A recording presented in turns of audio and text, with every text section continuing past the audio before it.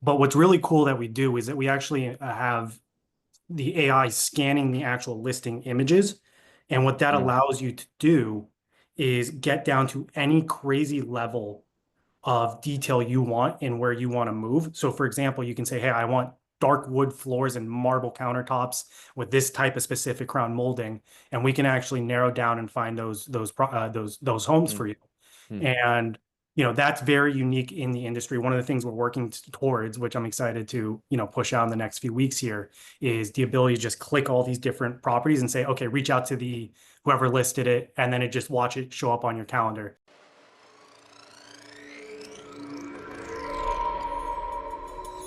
We're going through something absolutely historic.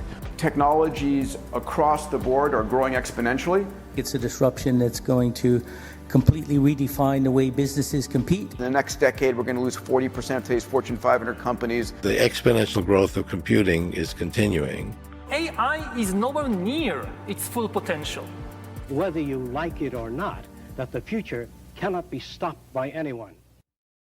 Hi there, everyone. Welcome back to the Future Tech and Foresight podcast. I'm your host, AI avatar Marc Verbenkoff, and today is episode number 180.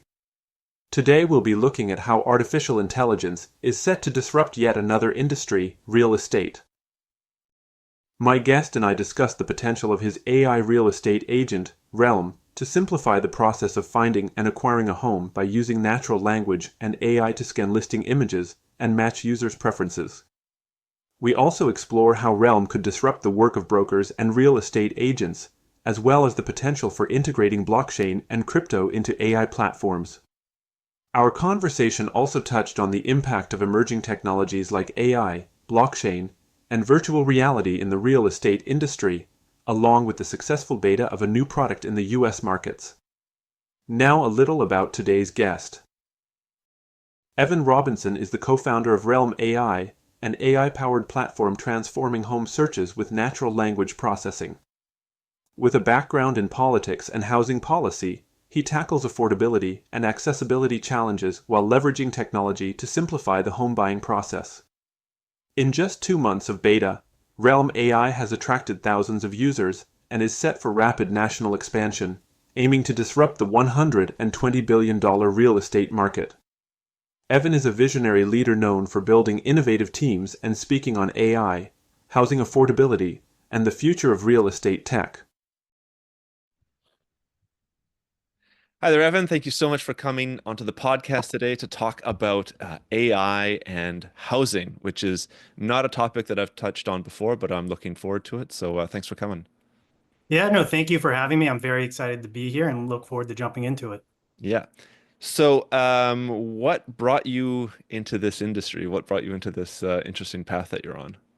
Yeah, so I kind of have a bit of a non-traditional business background that got me here. I actually got my start working in politics and government. I worked at Los Angeles City Hall, really fell in love with the real estate space there, worked on the zoning committee for Councilmember Kretz. Then I worked on a couple of congressional campaigns out in North Jersey, and worked on affordable housing out there. And that's really where I started like, oh, wait, I can actually do something in this space. And I realized, okay, I kind of want to jump into the business world. So I worked at this great company called MediaLink, got introduced to a bunch of startups, worked on their growth strategy, and really refined down, okay, how do I build a business? And I Mm, went back to my political experience working on the congressional campaigns out in North Jersey, talking to thousands and thousands of constituents in the area, largely around, affordable housing and how their moving journey went. And I realized, around the 100th awful story, I was like, wait, this kind of sounds very similar to, when I got my apartment, when I've seen people move and buy places, and it's just this crazy disjointed process that's extremely complex and extremely expensive. Where you open up your computer, you have like 7 different tabs from Street Easy to Craigslist to Facebook Marketplace. You have to pull all those properties that you're interested, all those potential units, homes, into an Excel sheet, manage that whole process there, talk to thousands, hundreds of agents over text message and email, and then have to go visit all these apartments, right, and narrow down exactly what you like. And, for all that hard work, what do you hit with and rewarded with? A $10,000 broker fee before you even, mm, you know, pay the first month rent or security deposit. So, and that's costing the industry about $200 billion in broker fees annually. And it's a very complex process. So I pulled together a team of two great people. One's a highly technical guy, Ilya, CTO, smart PhD kid, and then Jackson Ryder, who's my COO, who's a scrappy former real estate agent, marketing guy that understood the industry. And we, looked at it and said, okay, why can't you just tell a platform exactly what you want and have everything exist in one spot, make it easier and cheaper? And that's what we built, an AI real estate agent at Relm. Super. You're reminding me I lived in Barcelona for about 10 years or so. And I remember moving into one of my first apartments. I changed a couple of times, but I had set up something like 3 or 4 different visits on one day. And the one that I wanted the most, I was on my way to the apartment, and the broker, the agent, phones me up and says, "Hey, it was just taken." It's like, well, I'm like halfway there. I guess depending on the city, but I think most cities in the Western world are, yeah, pretty crazy when it comes to trying to find even just like renting a place. It's a little bit insanity. So I'm glad that AI is bringing about, and you are bringing about, a solution to some of these problems. Um, I guess most people listening to this podcast are going to be aware of the issues, like as I just mentioned, one specific example. Are there other things that maybe you're looking at as like the industry as a whole, that maybe the people that are trying to find a house to buy or to rent might not be aware of, that Realm is going to be supporting? Yeah, absolutely. So to dive into, exactly what Realm does, Sure. that's very unique and interesting, is we're natural language driven platform, not indifferent from what, you've probably seen on other AI companies like Claude or whatnot. But what's really cool that we do is that we actually have the AI scanning the actual listing images. And what that allows you to do is get down to any crazy level of detail you want and where you want to move. So for example, you can say, hey, I want dark wood floors and marble countertops with this type of specific crown molding, and we can actually narrow down and find those homes for you.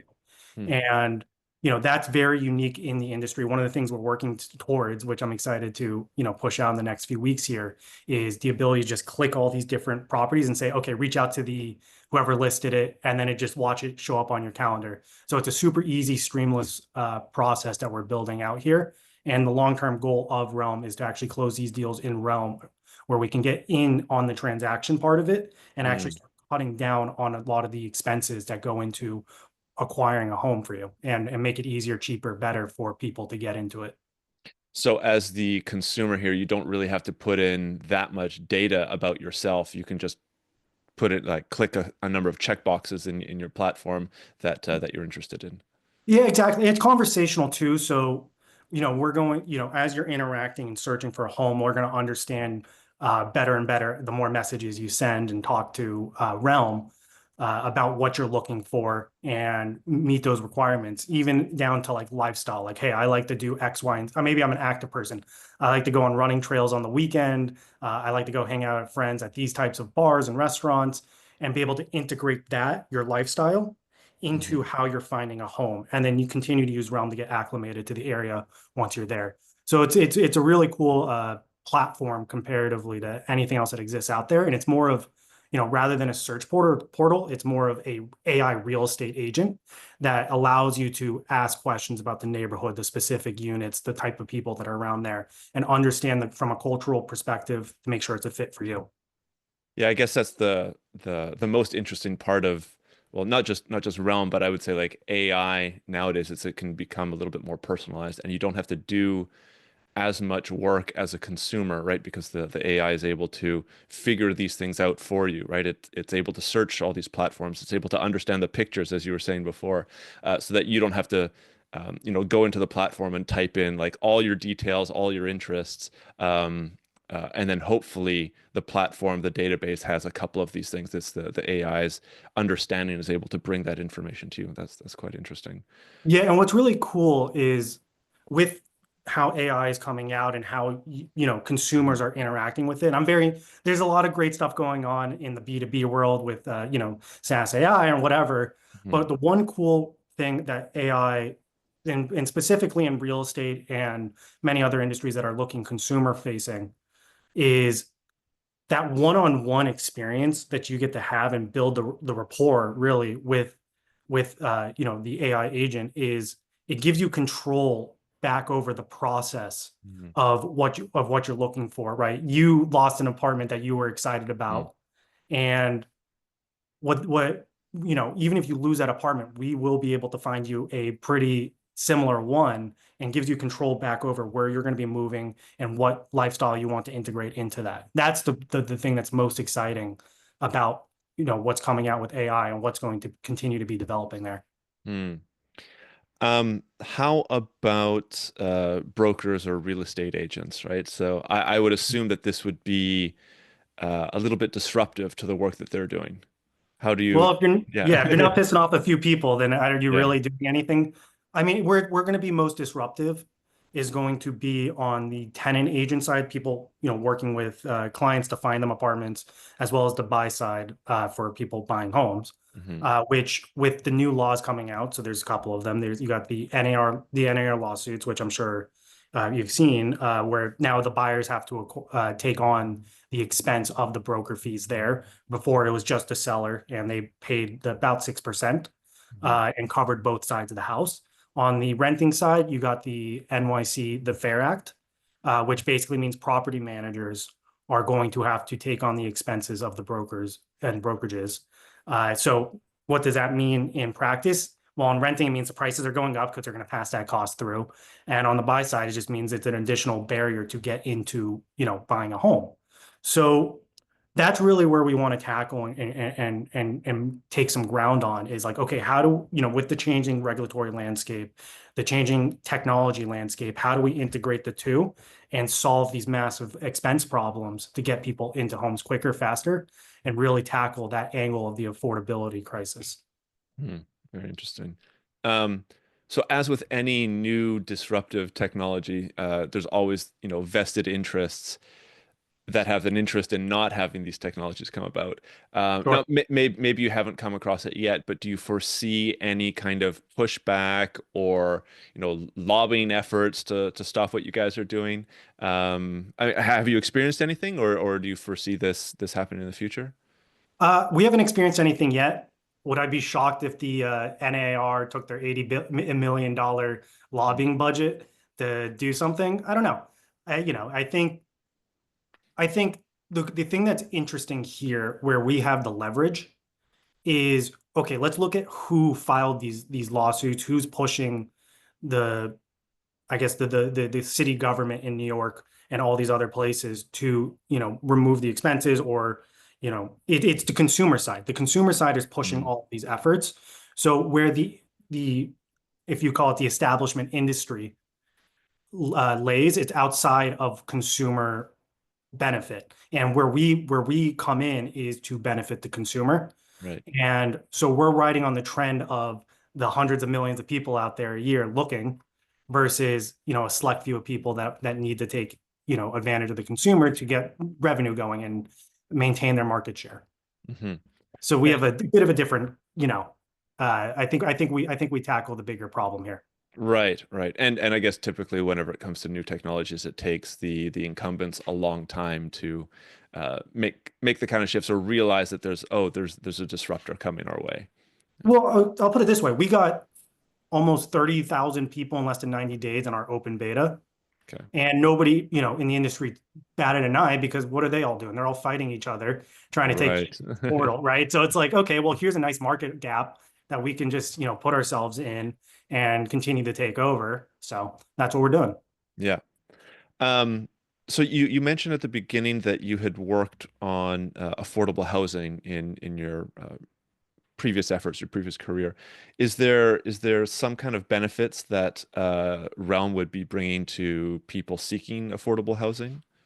Yeah. So couple of things here. So we obviously, I think the long-term goal of getting in on the transaction that will directly affect it, and that's the 1-to-1 ratio there. What we're doing today that that will, support fixing a lot of the problem is we get an opportunity to actually, in natural language, understand that person from a budget perspective, what their income is, et cetera, whatever they want to put in, and find them the home that makes sense for them, rather than, they go out, they apply for an apartment, they get denied and all this different stuff, and then they're getting struggled there. You can literally take all the information about yourself, put it in, in Relm, say, find me a home that I can, feasibly get into, and I will do that. So we're going to be able to get people into homes quicker that way. And then we'll tackle the more money issue and the fee issue down the line when we have the bandwidth for it. Interesting. And then what about, like there's always these, I guess you'd call them like undervalued properties that are on the market, right? So you have an owner that wants to rent it, and they're probably trying to rent it at a lower level or a lower cost than what the market is. Maybe they don't use a real estate agent or something like that. How would your platform, I mean, I guess it's trying to benefit the consumer, but is there a potential problem here where it would enable the landlord to increase the rent or the amount to meet the market level, or is it just strictly trying to benefit the consumer and help find those undervalued properties so that they can go in and get them quickly? Yeah, from an investor perspective, right, they're going to undercut the market to get people in there quickly, and then they have, consistent tenant coming in. So I don't know if we actually affect their incentive structure there. But what we can do is, from the consumer perspective, is help them find those properties, right? And one of the cool use cases, just touching on the investor, POV here, is we've actually seen a lot of these investors come in and find those types of units and say, okay, I kind of want to make a bid on that, right? So, Okay. maybe in that way we affect it, but largely the majority of people are coming in to find them, not to acquire. Right. Okay. Interesting. One of the things I like to do in these podcasts is maybe get a little bit more of a tangible sense of the technologies that are always being talked about. Could you, I mean, maybe we can also slot in like a quick image here during the discussion. My video editor can slide it in, but could you give like maybe a little bit of a tangible perspective of what it is people are looking at? Like, obviously it's an online platform. Is it something like, I'm up here in Canada, but you guys have like Zillow down there. Is it something similar to that, or is it more simple? Like what are people looking Much at? more simple. Yeah, that's what I thought. Much more simple. We are probably the easiest platform to use. So basically all you do, you're going to come onto Realm, you're going to see a box, like a chat box. You take all the information that's in your head as you would speak it to a real estate agent. You type it in there, or we also have voice, so you can just talk to it and it'll type it out. You hit send, and what it'll do is, we have a multi-agent system that breaks it down from like POI to Vision AI for looking at the images, etc. We'll basically break that down, categorize it, send it off to the proper AI, and it'll look through all the listings that match your requirements. And one of the cool things, one of the biggest differentiators and things that people love and willing to actually, pay us for, is that Vision AI. And that will actually take a look at all the images, scan them, head to toe across thousands and thousands of listing images, meet your requirements, and then it returns a list of properties in a map view as well as a sidebar view. You can click into any of those given properties or keep narrowing down your search, but you click into any of those given properties and you can ask any type of question you want about that particular unit, home, or even the neighborhood. One of my favorite things to demo on calls is show what is the vibe of this neighborhood and where should I go out at night? And I'll basically populate, I'm in the Lower East Side here. So I'll say, hey, look, this is a great cultural hub for art, going out at night. It's got great restaurants, local foods, boutique stores, etc.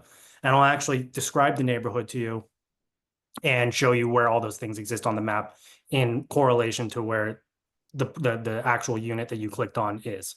And then one of the cool things you can do from there is, once you find the property that you like and you want to reach out to whoever listed it, you just simply hit, the reach out to the agent or contact agent button there, and you type in your message.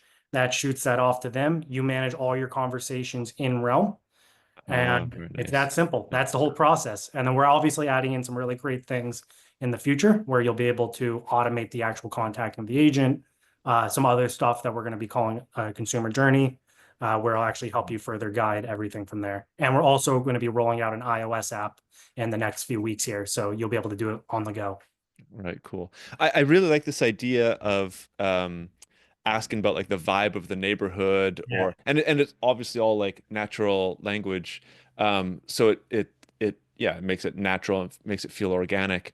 I could also imagine like putting myself back in the past a little bit, going to Barcelona, or like I lived in Montreal, for instance, like places that I'd never really been before, and I didn't know what the different neighborhoods were like. So for people that are unfamiliar with a city that they want to live in, something like this would be like, okay, well, help me choose a neighborhood or an area that fits my lifestyle. That's very interesting. I guess the ultimate impact here, beyond what we've already talked about, would be to kind of improve the lifestyle of people by making their housing choices more relevant to how they want to live.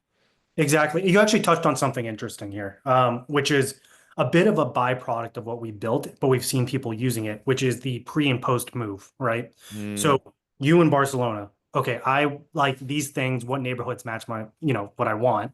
So we're able to do that, and we've seen people do that. The one thing that's really, and it's just largely because we have unbelievable POI search in the platform, built environment search.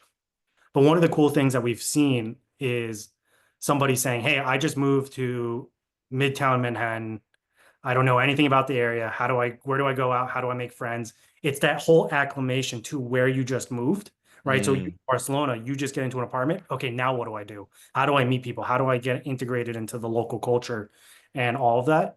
We're able to understand it. You can type in, I want to meet people that go to dim lit speakeasies in the back of art galleries, and I'll pull up Fig, I think it's called Fig 17 or 19 down here in the Lower East Side, and there you go. So mm. we can get down to any crazy level of detail you want. It's a very open-ended platform that's largely tuned to, lifestyle and putting you in the right place.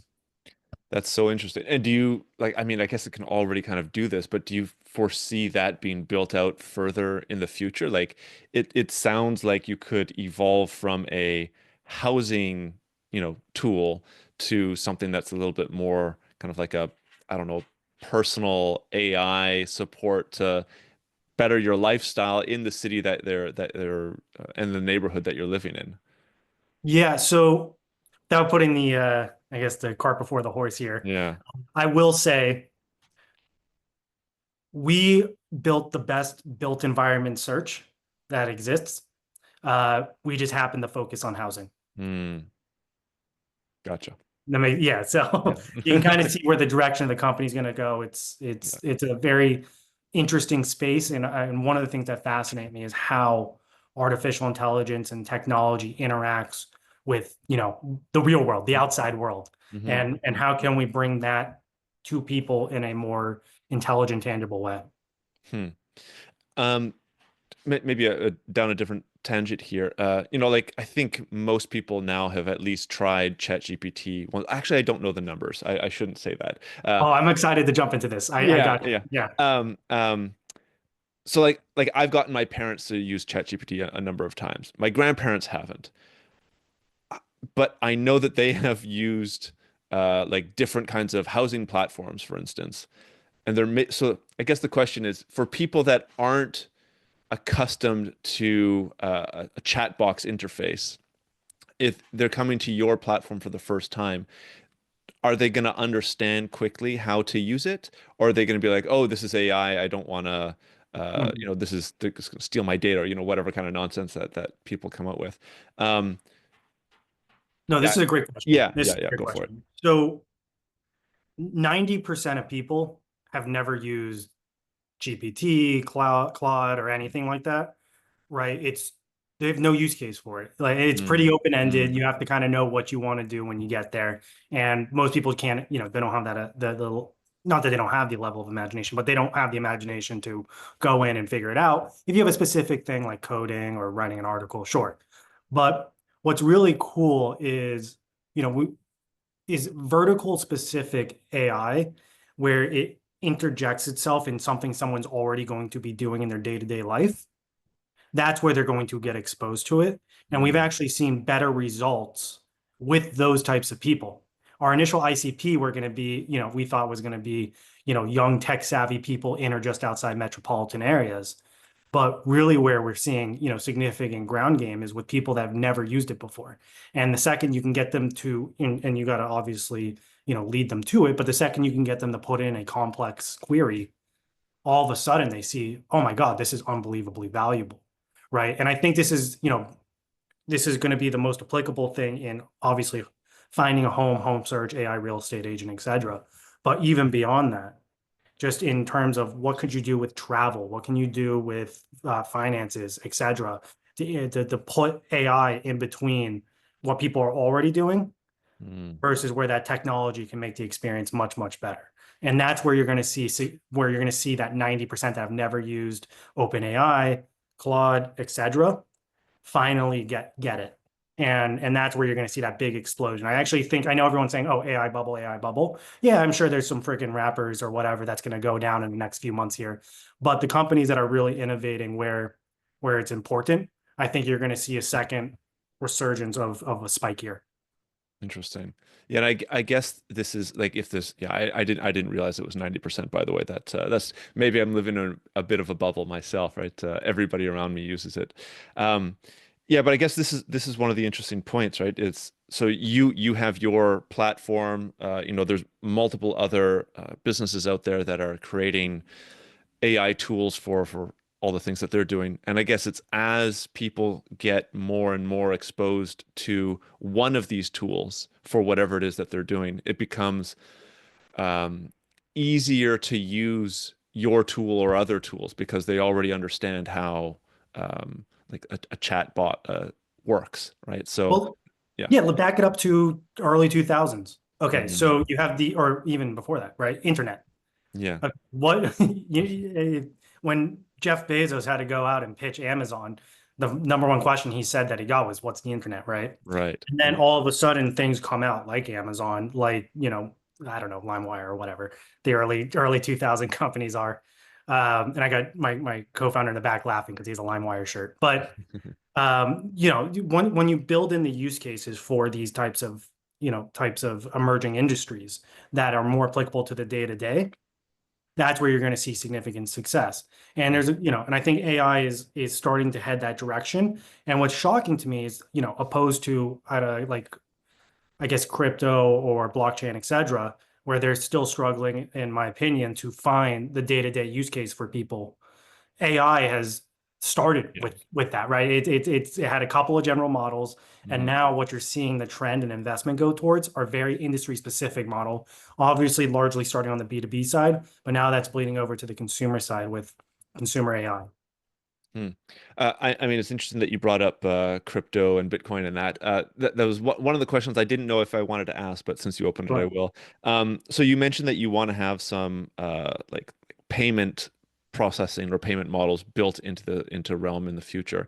Is there any thoughts here about introducing I don't want to say Bitcoin, but some crypto as a payment system in there? Like there was these ideas of I can't remember the exact term, but like breaking down a house, not physically, but the ownership into multiple small segments, and everybody would have, a certain number of tokens, which would connect to the ownership of, I don't know, 10% of a house or something like that. Is that something that you guys have thought about, or is that too far into the future and down the roadmap, if you will? Yeah, so there's a great company doing something similar called Proppy. I encourage everyone to go take a look at it. But I think blockchain and crypto and all that stuff, I think there's a lot of improvement that needs to get done to be integrated in such big transactions like this and more consumer facing transactions, right? Somebody that's deep into it, maybe more of a B2B angle that can, take the risk is going to adopt it in AI, integrate the AI in the crypto and blockchain space. I think that's where you're going to start seeing those use cases come through. I think we're a bit away from a consumer feeling comfortable with going onto an AI platform and then having to transact in blockchain and crypto. It's going to be a big uphill battle to convince people that it's safe and that their money is not going to go, the way of FTX. So, I think there's a lot of improvement that needs to be done. Now, with that said, we do have this crazy crypto engineer kid on our team that loves it and pitches me on, network states every 2 days. But but I'm a bit hesitant to start integrating it immediately. Now, a couple years from now, my opinion probably will change. I think there's some great spaces in real estate that could benefit from it, i.e., title insurance, how the mortgage is done. I think there's a lot of things like that where it should tackle it first. Interesting. Yeah, I guess this is one of the things that I touch on the podcast quite a bit, and I just had a guest yesterday talk about brain-computer interfaces, right? So similar to Neuralink, but a little bit different. And it's we're right now focused on artificial intelligence. That's the buzz. Several years ago it was crypto, but and then during COVID there was augmented reality and virtual reality, right? Those were highly focused on because people thought, oh, we'll just go to work with the headsets. But I think the interesting point here is at some point in the future, who knows, 5, 10, 15, 20 years, where a lot of these emerging technologies start to have crossovers, right? So I could imagine a day when Relm, you have your chat bot that you're talking to and describing everything, and then you put on your virtual reality headset and that's integrated into Relm, and you're actually able to see the house that you want to go. So you actually don't need to, harping back to my Barcelona days, you don't actually have to go to see the house. You can just put on your headset and check everything out. I think those are far off ideas, but nonetheless interesting to think about because it might get people, excited about shifting their day-to-day actions, right? Away from the Zillows or these Craigslist or whatever, and more towards platforms like you. Absolutely. I think VR AR is probably closer than blockchain. So where I see it in real estate doing really well, and I'm talking more on the residential side of real estate, more so than office or whatever, it's real, is going to be on the luxury side, right? So if you think about what is a luxury property in itself, it's a art piece that you can live in. There's no real good way of valuing it other than what's the vibe of the market and what that person's willing to pay for it. A little bit different than your middle and lower market properties and rentals. So if you think about the type of person that's going to either rent or buy a luxury unit, they're probably the most likely that want to move, quickly, get into it, and be able to brag about it on the golf course. So if somebody's, looking to buy in from Dubai into New York, VR is a great opportunity for them to put it on, pretend to walk, not pretend, but like walk around the house in the virtual reality there. And see if they like it or not. And the sale can be done then and there. Right. I think that's where the biggest opportunity is going to come in the next, I would be bold enough to say 5 to 10 years. Yeah. And if Relm is a space where that can happen and we can integrate a lot of things there, I like it. Cool. But I think there's a big opportunity there. And we're actually much closer to that than any other type of crossover tech. Yeah. Well, it makes sense, if these luxury type homes, you don't want to travel across the world to just see a home. You just want to buy it. That's what, virtual reality is built for. Or look at the HELOCs, right? Like look at HELOC or people that are just taking it out for equity. It's like, why do I care? If this is like a movable house, is it look nice enough? I put my glasses on and it look nice enough that I know it's going to, go up in value over the next couple of years here, and I can continue to take out my line of credit against it and, buy another yacht. So for these people, it's a good way. I think it's, these residential investment properties that you see on 57th Street and whatnot is going to be the big opportunity there. Do you think well, I guess it stands to follow that this would then hasten or facilitate international investment from one country to another, right? It's just another barrier that has been taken down.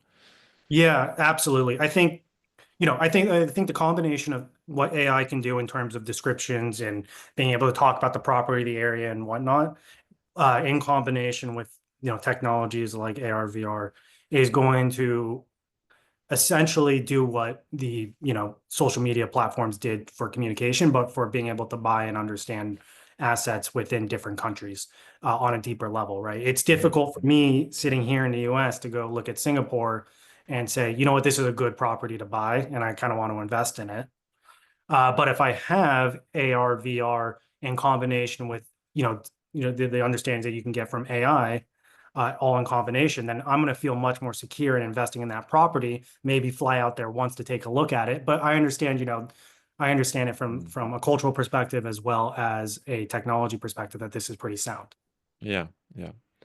Okay, so we've touched on a little bit of the far future. I want to come back to some of the impacts of Realm. Now, we've already touched on some of them, but are there any others that we missed or that I didn't ask you properly about? Like, how will Realm impact consumers, impact how the house searching process? Are any other things that we missed? Yeah. So one of the interesting trends that we've seen in the real estate industry, which wasn't true even a couple decades ago, is more people move more often than ever before. You used to buy a house once or twice in your life, maybe get a couple rentals in between, but that's not what's happening anymore. People are moving either every single year or they're buying every 5 years or so. So what Realm, really allows us to do is that, quick find exactly what you want, move in, get the move done, get into where you want to be, make sure it's a good fit, etc. And beyond that, I think, the other biggest value proposition outside of it is the acclimation to the neighborhood in which you're moving and being able to find a neighborhood in which you would want to move to, right? One of the biggest frustrations, I've moved 5 or so times in New York City. One of the biggest frustrations I've had is, oh shit, I don't like this neighborhood anymore. After I moved here and I realized I can't do all the things I like, I have to go take a train 30 minutes. And it's a problem, right? That was what I experienced when I moved up to 107th and Central Park West up there. And I had to, basically take a 30-minute train all the way downtown, right? I'm sure in Barcelona, something for you that Sure, would have been a sure. benefit would have been, oh, I like this neighborhood. This is where I want to be. I don't have to, travel outside of my 10 block radius to go do all the stuff I like. So I think, I believe those are the biggest, benefits consumers are going to have the Realm. And then as we continue to build down the product roadmap, it's going to be the ease of being able to show up and get these, these showings in the platform. And when we tackle the actual transaction itself, it's going to be the cost savings that come with that. Right, right.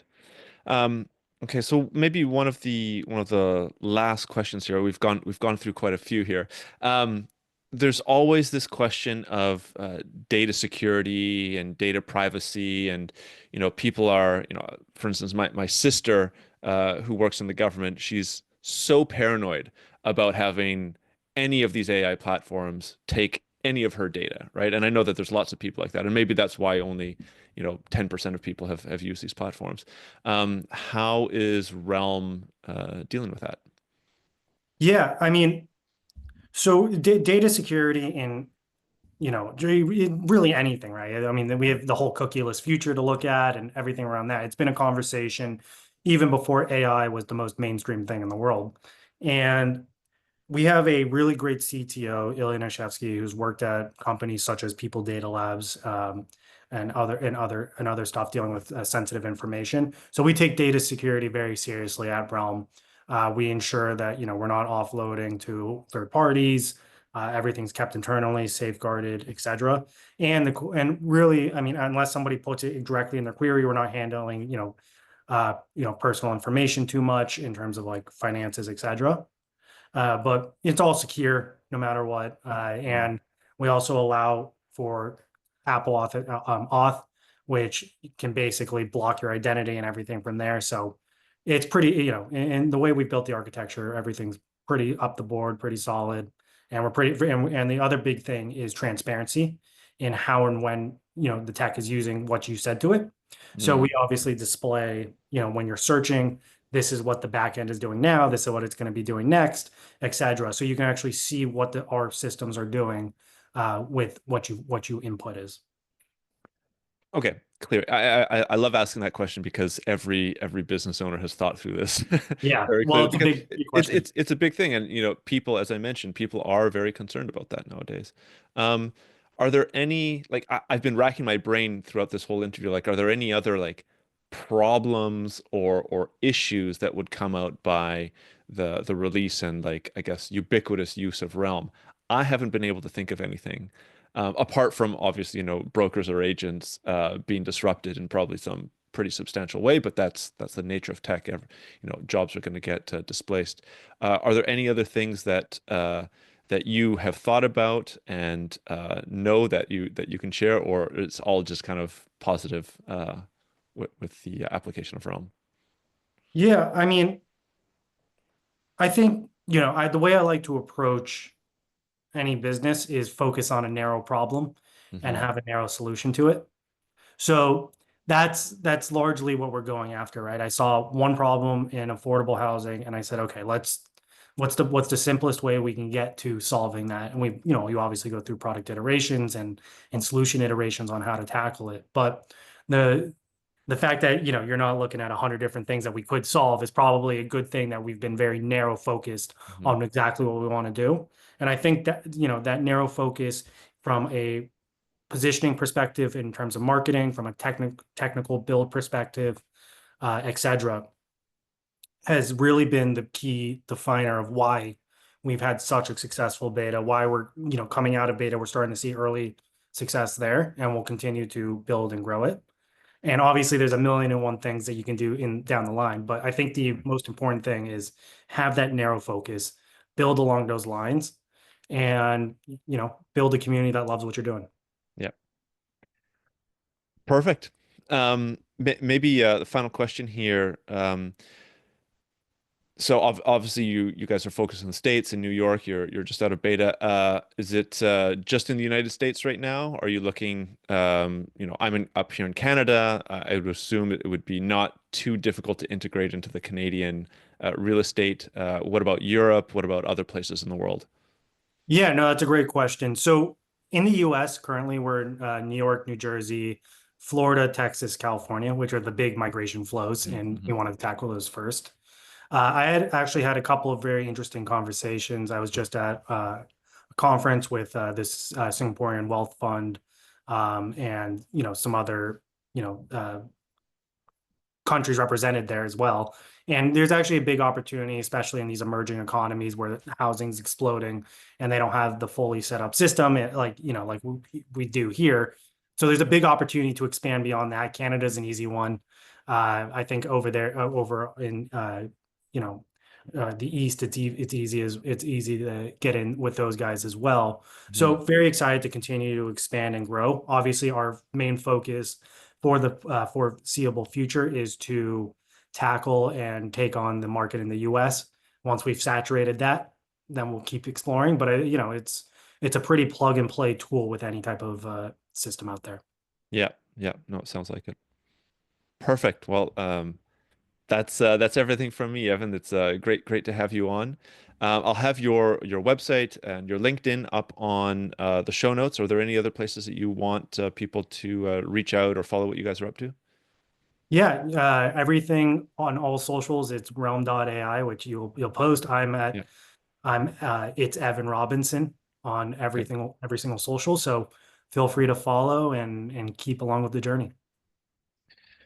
Perfect. Well, thank you so much for joining today and talking to us about the future of how housing will be disrupted by AI. So thanks again for coming on. Perfect. Thank you for having me, Mark. This was a lot of fun. Really enjoyed the conversation. Perfect. Thanks again. Well, thanks for listening to this week's Future Tech and Foresight podcast. If you like what you've heard here, there are, of course, a number of ways that you can support the podcast. The best way would be to leave a review on Apple Podcasts or give a rating on Spotify, which you can find a step-by-step explanation for on the futuretechandforesight.com website. Alternatively, feel free to leave a comment either on the episode show notes or the YouTube channel where you can see video recordings of the interviews. And finally, if you are part of an organization that is aware of the disruptive and transformational impact that emerging and future technologies will bring and want to know more, Please get in touch to hear about the strategic foresight services that we offer and how we can help future-proof your organization and take advantage of the phenomenal opportunities available to survive and thrive in the future. A lot of future-shocked people and future-shocked institutions in our society are simply overwhelmed. Once there is superintelligence, the fate of humanity may depend on what the superintelligence does. Science fact is catching up to science fiction. The first truly intelligent machine will be the last invention that humanity needs to make. The only scarcity that will exist in the future is that which we decide to create ourselves as humans. Within a 10-year design revolution, we can have all humanity living the highest standard of living anybody's ever known. Progress is accelerating at an exponential pace, and it's going to reach a point where progress is so fast it's going to be a singularity. We are probably one of the last generations of Homo sapiens. Every single headline points to the birth pangs of a Type 1 civilization.